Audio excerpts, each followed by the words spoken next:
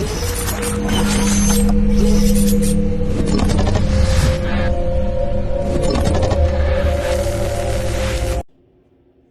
so today I have my Haas VF5. It's a 2003, a little older, and it only came with a 40-gallon sump. I'm not going to cut it. So I had a local shop cut me up this 14 gauge kind of cold roll, cold finish pan here, and I'm going to weld the ends on. So I have ends, two ends, and two dividers here. And it's 30 inches by 72 inches, is what I can remember. Yeah. 8 inches tall, like the Haas sumps are.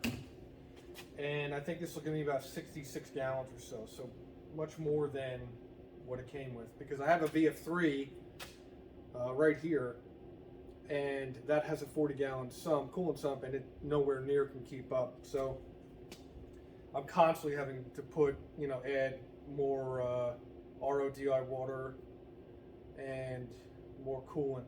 So, and I'll spin you around and show you that thing. But with this will, a 30-inch wide will fit. I'm not sure. I think it will fit underneath the VF3 because the side skirt, but it definitely will fit, not only because of the width of the cabinet on the side where the coolant sump is, but also because the skirt is so much higher on the side, so it'll be able to fit under there. I did get some casters. They're in a box. Cheap casters, 2 swivel, 2 fixed. And then I got some of this Rust-Oleum high performance enamel paint. So I'm going to paint it up. I've actually used the gray enamel when I rebuilt the tool umbrella, the tool carousel for the VF3. All the paint was chipping off the covers and slides, so I wound up tearing that whole thing down and rebuilding that and using the same brand paint. And with the coolant, we use the Qualichem 251C at about 6%, so the paint holds up pretty well. And just gonna wiping it down. I'm gonna start welding some of these things together, and hopefully I get a tank done today and get it painted up. It does have an oily film on it, so you gotta wipe it down, a little bit of acetone. I'll wipe everything down when it's done. At first where I need to weld, and then wipe the whole thing down. Actually do the end tanks, wipe the inside out, do the inside ribs. The lid is gonna be 2 pieces, because what I've actually done is I've actually taken on my VF2 is I split the tank, the whole lid. So I'll swing it around and I'll show you guys what that looks like.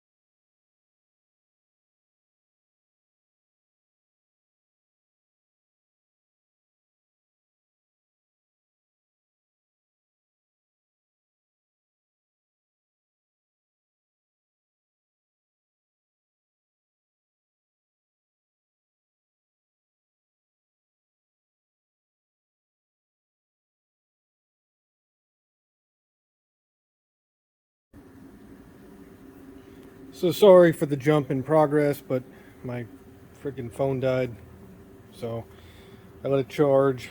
The update here is this is the sump that matches the Haas standard pump. One of the freaking bolts. I use stainless nuts, so just got to drill it out and chase it. You'll see here, if you can, with the shadow, there is the rectangle cut holes in the bottom welded together. See the welds from the reinforcement. And then on the back, they're rough, but they're on. You see one of the wheels just sitting underneath it. The mounts for the casters. And give it just enough height, even for the angle iron that's laid flat for the bottom. This is all welded on and dished in. I'm not really too concerned if I have to clean it. I can take the pump off. It's not really that big of a deal. It's 3 bolts. Get in there and hose it out and give it a good scrubbing. I am going to paint it, but in here, it is what it is. I could cut another access hole here, but it's almost done. I made the lid. It's a little tight, so the whole end cap here. And then over here, I just have to do probably a frame that goes in here for a chip tray that's going to be perforated stainless, bent up in a way that'll work, and it'll sit inside of here. And so I might put like support bars from here to here, just so it has something to sit on. And a little bit of round pipe, whatever, small, diameter stuff. And these are on this side here. Just have to drill the holes and mount them. So I'll do that.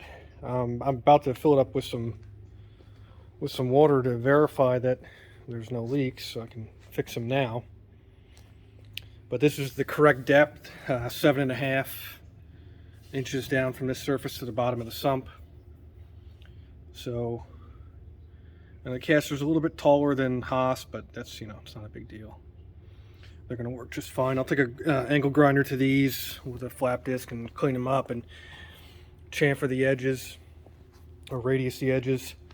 On the back here, I'm going to mount drill and bolt here for a handle.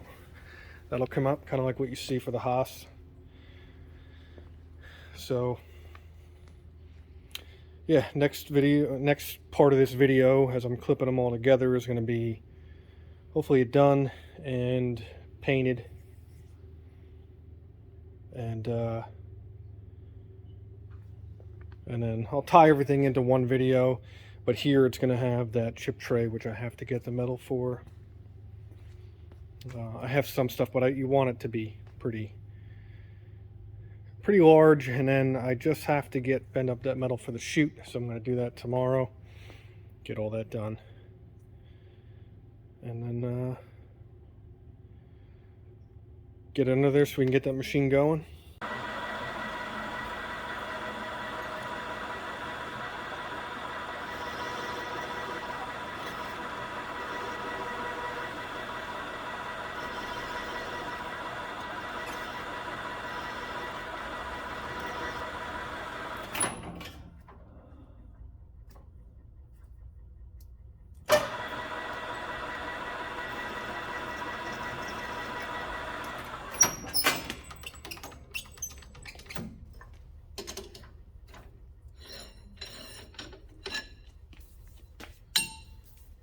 So right now I'm cutting down the bars that are going to hold the basket for the chip tray, and I'm going to wind up welding nuts, and I'll explain that a little bit better in a little bit, but I'm going to weld 3/8 stainless nuts in here on the ends, and the bars are going to bolt in between the sheet metal that's on there. So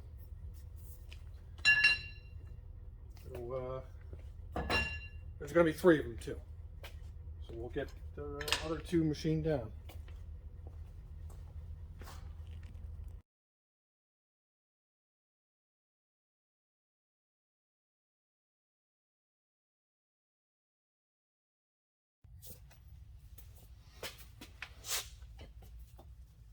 We're at the welding bench, and what we're going to do is I went ahead and tested one out. I tapped in a 3/8 stainless steel nut,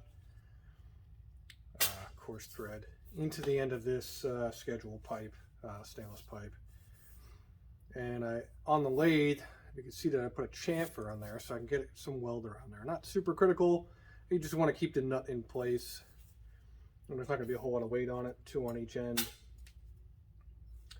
And I'll go ahead and start tapping, gently tapping them in. They seem pretty snug, and that'll be perfect. And I'll put small TIG welds around that, and let them cool off, and then we'll start to drill the holes into the coolant tank to get these to bolt in.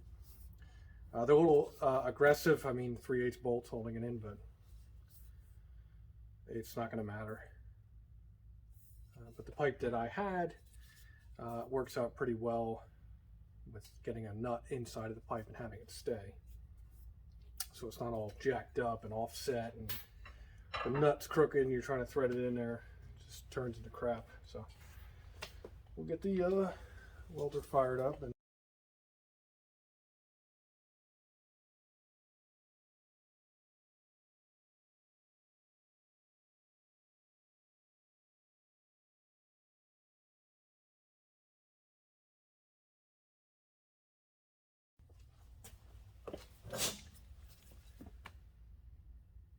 I got the nuts all welded in there. Nothing fancy, nothing pretty. Enough to hold it in, and then bolt it through and hold our tray. So we'll get over there and we'll start mapping out and measuring and getting the holes drilled and get these in, and we're almost close to getting it up and running. We need this to get the VF5 ready to start making chips. So let's do it. Here is an update of the coolant sump for the VF5. I went ahead and drilled the holes in. I actually drilled them wrong, of course, but I had to move them down a little bit so that the chip tray can collect everything. But I'll just hit this up with paint, some of the bolts, and it's 2 3/8 cap head, socket headed bolts going on each one. It stiffens up this piece, which holds the lid, which I'll do that next. The lid is somewhat done. I have to make some adjustments to the chute, but I'll bring that in.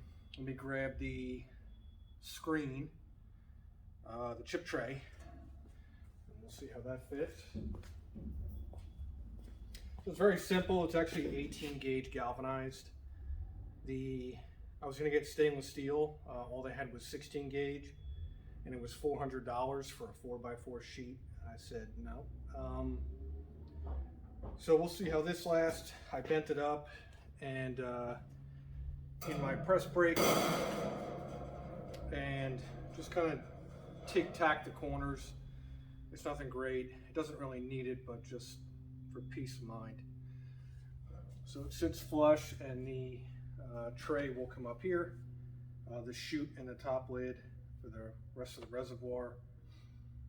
And again, I'll be taking my filter fabric and just kind of laying it in here, and the chute, which I'll grab that and we'll throw that on here. The pump fits great, sits down in there perfect. It's your typical 30 PSI or gallons a minute, whatever it is, pump that will sit in here. And yeah, I'll get these kind of touched up, just throw some paint on there.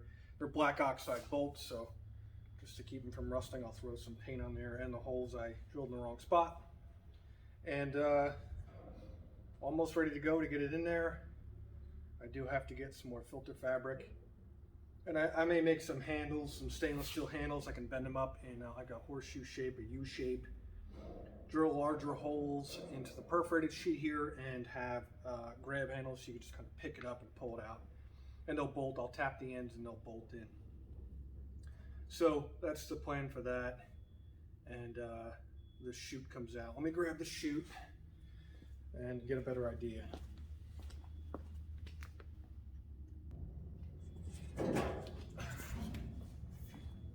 Chute on here. I still have to paint it, but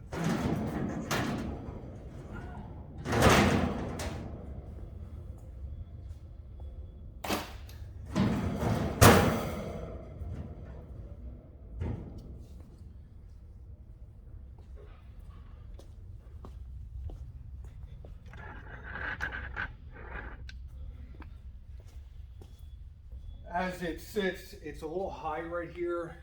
There's only so much travel to the spout that's on the bottom of the Haas there. But I went ahead and did it with stainless. I will paint it, but eventually it'll Some will wear off. And this tray just sits in there. It's a little high. I had a 3/4 inch spacer, thought I could move it back a little bit, but you know, it is what it is. I'll just knock those welds down and get a 1/2 inch piece of square tube instead of a piece of 3/4. It's just ever so slight. There's a lip on the bottom of the Haas spout that I didn't really account for. And this lid, it's not perfect, but it will work. It turns out I didn't have enough depth or a long enough narrower die in my press brake to bend the lip, so it's kind of really on the edge there. And of course the sides aren't perfect, but they work. So just like a slightly newer Haas with the chute kind of built into the cabinet, you know, I'm not doing that on this. So I did have the opportunity, but I didn't really know where it was going to lay or sit. So I decided to just go with this. I actually like this a whole lot better. It's part of the coolant sump, so it'll just fall down. I'm going to weld a cap on the back high enough so it doesn't really interfere with that, but enough to where it can not allow stuff to run back. I think on my VF2, the VF2 has much more of an angle or a rake to it. This does not, which is surprising, but it is what it is, I suppose. Maybe because, you know, honestly, I don't know. But because it's the same height, it might be a little higher. This might be about an inch higher than the factory 40-gallon sump. But what I wound up doing is, as you saw, I put the stainless steel angle on the bottom to give it more support. And that's one of the reasons why it has about 3/4 inch of ground clearance. So, but this machine does sit higher. So it was kind of one of those things where I had a choice, and the easiest way was to mount it, the chute right to this lid, and makes it a lot easier.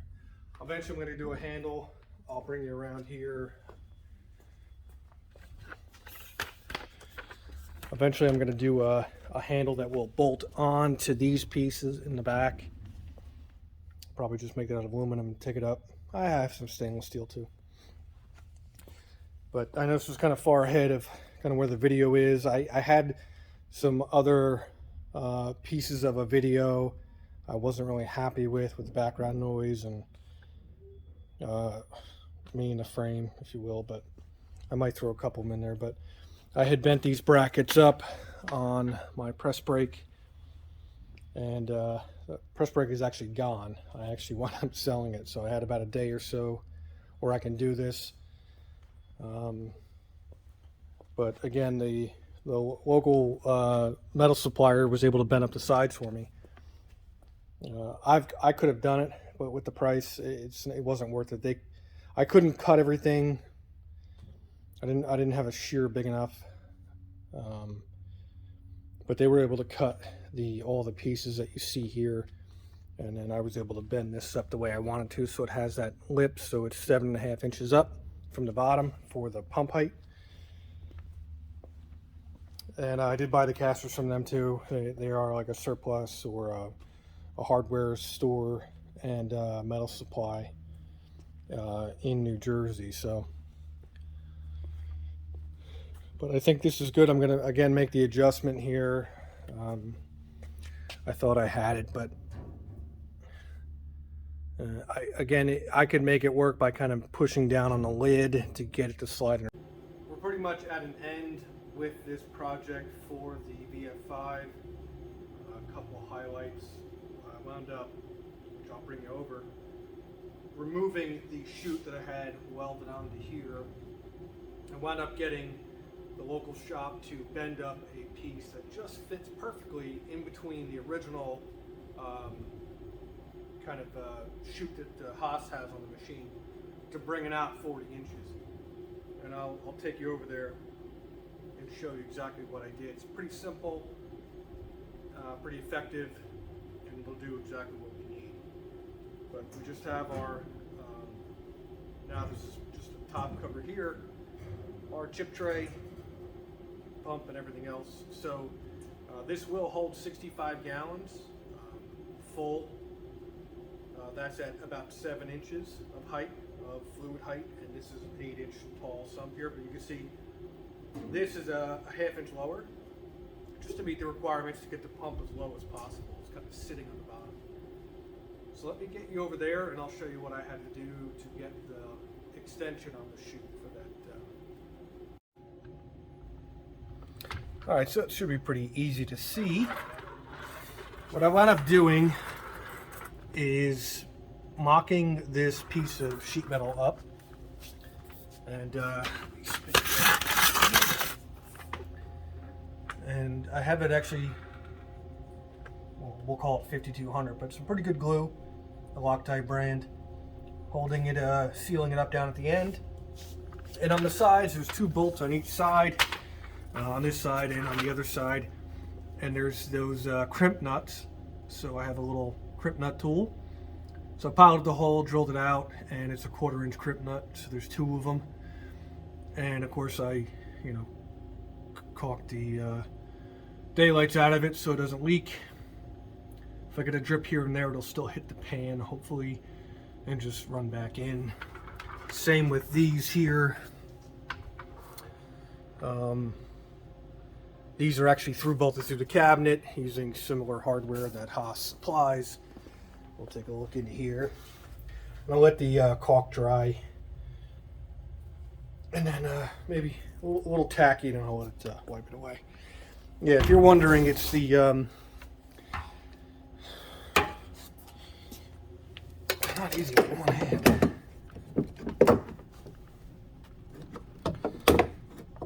It is, yeah, of course this isn't going to work. It's a Loctite brand, PL Marine. Our local HFO kind of recommends it. It's something I've been using before that. There's something else that they have, but it works pretty good. It's not rock solid, and if you do eventually have to take something apart to service something, it does come off pretty easily. So it's plenty for what we have to do with this. So that chute's done. I'm going to slide the tray under there so we get the full effect. The coolant sump, we'll see how it looks. Not too bad. It's not a tremendous amount of angle on that. It's about a 1/2 inch difference. I could have went a little more, but I want some comfort room in case that lid's not sitting on there all the way, like it is now. I actually had a hammer to give a little more relief to that, so it's sat a little flatter on there. But you can see it doesn't protrude out past the machine like the factory one does. I could have made it much longer. But this will do way better than what we had, from Haas originally. It'll work very effectively, and we can easily just pick this up, slide it back, take the fabric out, strain that, or pick that up and take that out. It's pretty simple. To make it a little easier as well, I think the filter housing is going to get mounted somewhere in that corner over there, somewhere close to that side. So even if I have to even kind of pull this out to get this out, it's still not going to be as bad. One of the reasons why the chute only comes right out to there. And even then, when the coolant starts flowing, it tends to just glide right over the filter fabric anyway, and it'll start to build a little chip dam right here, and it'll just kind of run to the side. So it's better off being just a little bit out of the way and enough to get access to it to see, how bad the chips are building up, and easy to maintain. Still haven't really built a handle yet for it. Not really sure what I want to go with. I'm more focused on getting it up and running. I gotta let the Loctite caulk here set overnight before I can really start to test it. I did have to clean. There was still a bunch of freaking crap all the way in the back. You can see daylight there with those little holes. On this machine, it's long story short, hopefully soon I'll have some cut videos, some running videos of it fully going and all the bugs worked out of it. And you follow along. Instagram is the best way to kind of keep up with maybe a daily, semi-daily kind of interactions of what I'm doing here. And that's Everyday Machinist. So on Instagram and here on YouTube. This is the only two social media platforms I'm on currently, one of the ones I really want to stay on. And so yeah, Everyday Machinist on Instagram. Thanks for watching. Try to get more content out on YouTube. Might get a little more details on some of the other machines and what it took to get them to where they are. I think it's pretty cool. I have a couple videos on there about the transmission, but I kind of rushed it. New to doing this too as well, so I want to kind of get into it and, like everybody else, put what I've seen and what I've learned into video and grow. And it's kind of a cool thing because you can go back and watch it and, you know, look at, you know, and see how stupid you looked and then like what you were doing then, because I do it now and it's mind-blowing, like how you know your thought process was then to now. Everything's so much faster. So you never know, you know, in another year, see, the shop could be completely different. And we are moving eventually to a different kind of facility too. So there's that. But thanks again for watching. Like, subscribe, definitely on Instagram. I like being on Instagram. So Everyday Machinist on Instagram. And again, you can check back here for more content as I kind of get used to this whole thing. But thanks again.